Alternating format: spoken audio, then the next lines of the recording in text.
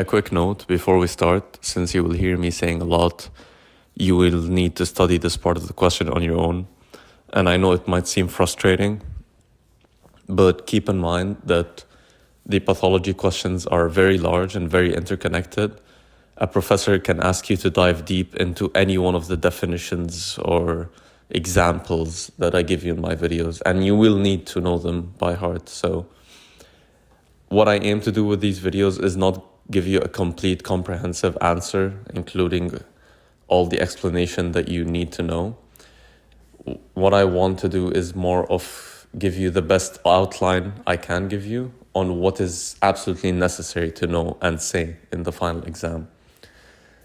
If I do not mention anything or if I write something down, it doesn't mean that this is all that you need to know. It means that you probably need to elaborate on it more and study it more from the book or the notes or YouTube videos. But I aim to give you a short, precise, and to the point introduction to the question so that when you start the question, it will be much more easy for you to piece it together. And you can revise very well before the exam. Bismillah. Hello everyone, our topic for today will be general pathology's 22nd question, which is ischemia.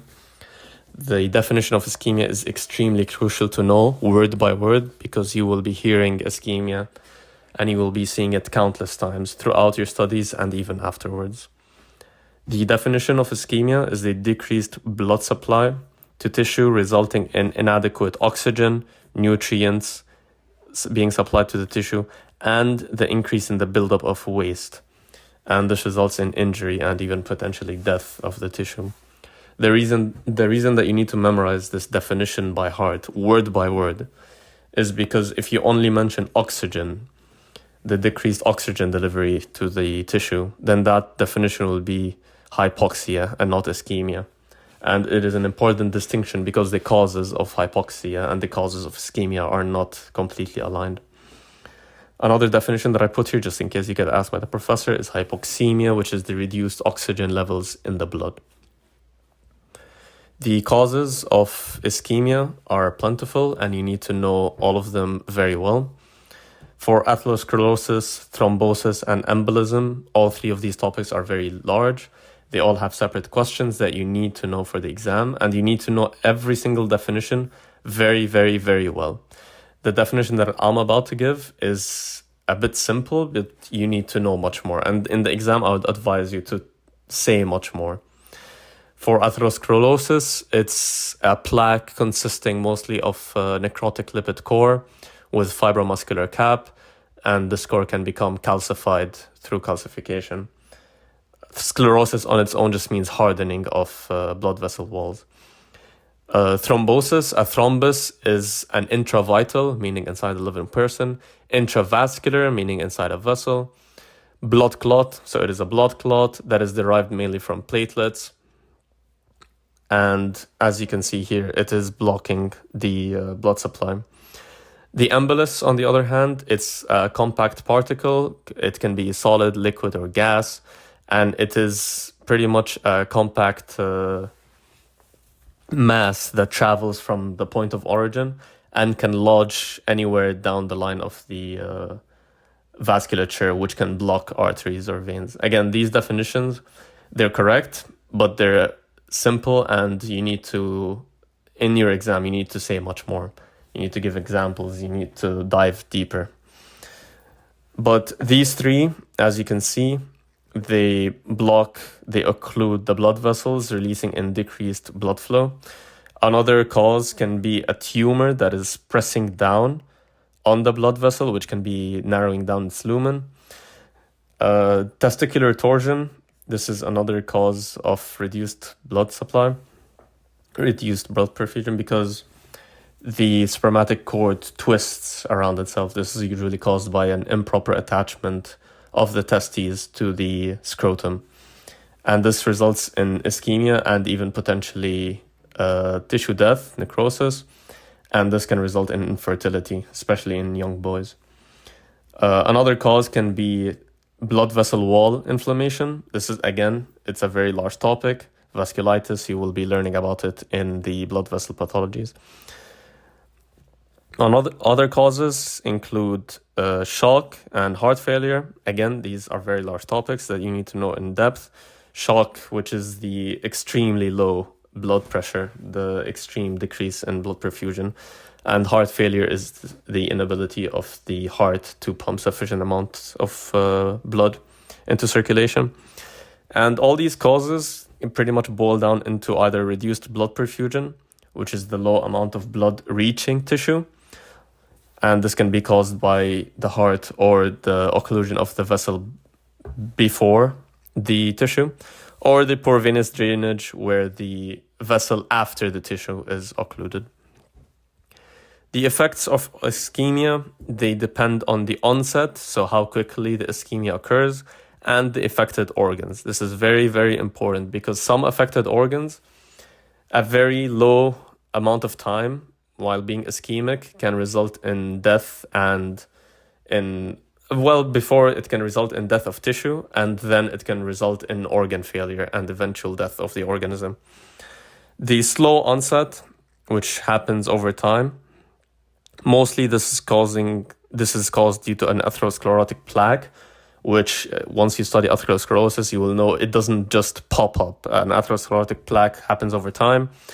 And this leads to cellular adaptation further down the line to the tissue, which can be either atrophy, which is a decrease in the amount of cells, or in angiogenesis. This can happen, for instance, in extremely high altitudes. You just have more blood vessels.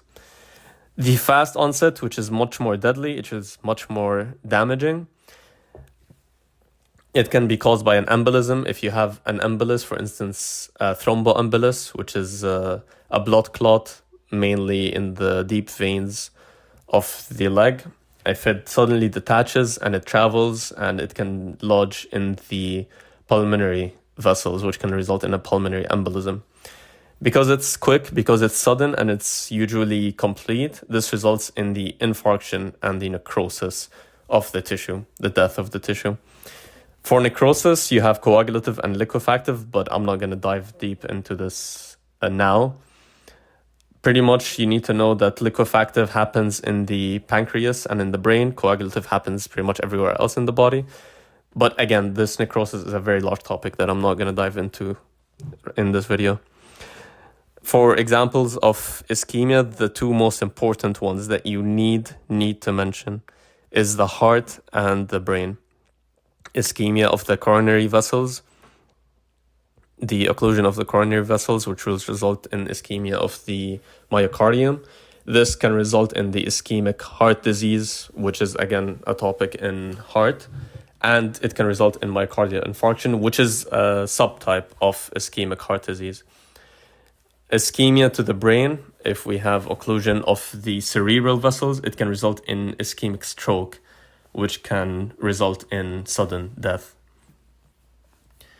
As for ischemic penumbra, again, those two are very, very broad topics. They both have their own questions, and I'm not going to dive deep into them in this video, but you will study them in both the CNS and in the heart chapters. Ischemic penumbra, this is the time period of reversible cell injury. So if we have an occluded vessel and the tissue is ischemic, the tissue doesn't die immediately. There is a time period where the damage is reversible. However, this is not the same in all tissues.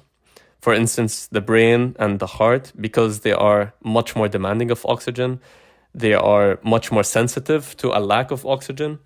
It is a very low amount of time of ischemia for necrosis to occur, for the death of the tissue, which is irreversible. The skin, however, has a very long penumbra, so 11 hours and 59 minutes, and the skin will not necrose. However, after that, it will start to die. The ischemic reperfusion injury, so if we have an occluded blood vessel and we unblock it, it becomes open. This should fix the issues. However, paradoxically, the returning blood supply will worsen cell injury through three mechanisms. which is free radical damage, inflammation, and calcium ion reflux. These three mechanisms will paradoxically worsen the ischemic injury and will result in even more injury to the tissue, even though the perfusion has gotten back, even though the blood supply returned. And these three mechanisms are through free radical damage, inflammation, and through the calcium ion reflux. That wraps up ischemia for today. Just one last point, ischemia versus infarction. This is sort of, I know for me, it is very confusing. I stayed a long time without knowing the exact difference. Ischemia is the decreased blood supply to tissue, resulting in inadequate oxygen, nutrients, glucose, and the buildup of waste. Infarction happens after ischemia. Infarction is the necrosis, which is the death of the tissue, as a result of ischemia. And that is ischemia number 22 of general pathology.